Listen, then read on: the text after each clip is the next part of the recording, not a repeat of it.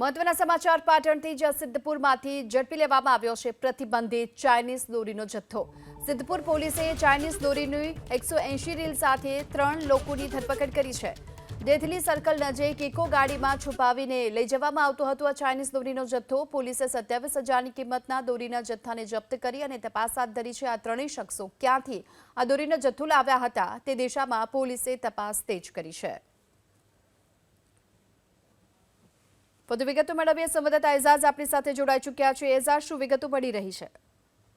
ઉત્તરાયણનો તહેવાર જે નજીક આવતો હોય છે ત્યારે ચાઇનીઝ દોરી છે તે માર્કેટમાં વેચાવા માટે આવતી હોય છે, પરંતુ આ ચાઇનીઝ દોરી છે તે પ્રતિબંધિત દોરી છે ને તેના કારણે કેટલાક લોકોના જીવ ગુમાવવાનો પણ વારો આવે છે। ત્યારે પાટણની જે સિદ્ધપુર છે તે સિદ્ધપુરમાં પોલીસને ખાનગી બાતમી મળી હતી કે ચાઇનીઝ દોરી લઈને એક વાન છે તે આવી રહી છે ને પોલીસે તેના માટે તૈયારી રાખી હતી ને ત્યારે જે ગાડીને છે તે પોલીસ દ્વારા પકડવામાં આવી હતી અને તપાસ શરૂ કરવામાં આવી હતી। ત્યારે પોલીસે તપાસના અંદરથી 3 જેટલા જે કોથળા ભરીને જે ચાઇનીઝ દોરીના જે રીલ આવે છે તે હાથમાં આવ્યા હતા અને પોલીસે 3 જેટલા યુવકોને અટકાયત કરી છે। એટલે સાથે કહી શકાય કે 180 નંગ જેટલા ચાઇનીઝ દોરી ઝડપી પાડી છે અને સાથે 27,000નું કુલ મુદ્દામાલ ઝડપી પાડ્યો। હાલ પોલીસ એ દિશામાં તપાસ કરી રહી છે કે જે ચાઇનીઝ દોરી છે તે કઈ જગ્યાથી લાવવામાં આવી હતી ને અત્યાર સુધી કેટલી લાવવામાં આવી છે અને અત્યાર સુધી કેટલી વેચવામાં આવી છે તેની પણ પોલીસ તપાસ કરી રહી છે। સાથે કહી શકાય કે પાટણ પોલીસ દ્વારા અલગ અલગ જે પતંગની કે દોરીની દુકાનો છે તેના પણ તપાસના દોર શરૂ કર્યા છે, કેમ કે જે ચાઇનીઝ દોરી પ્રતિબંધ દોરીના કારણે અનેક વખત કેટલાય બાઇક ચાલક તેમજ રાહદારીઓને જીવ ગુમાવવો પડતો છે। તેને લઈને પોલીસ પણ પાટણની એલર્ટ બની છે અને હાલ તો ચાઇનીઝ દોરીનો જથ્થો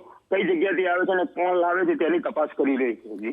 જી આભાર આપનો આ સમગ્ર માહિતી બદલ। તો 180 રીલ સાથે 3 લોકોની હાલ તો ધરપકડ કરવામાં આવી છે। આ ચાઇનીઝ દોરી પર પ્રતિબંધ છે અને છતાં પણ ચાઇનીઝ દોરીનો વેપાર ચલાવતા હતા જેને ઝડપી લેવાયા।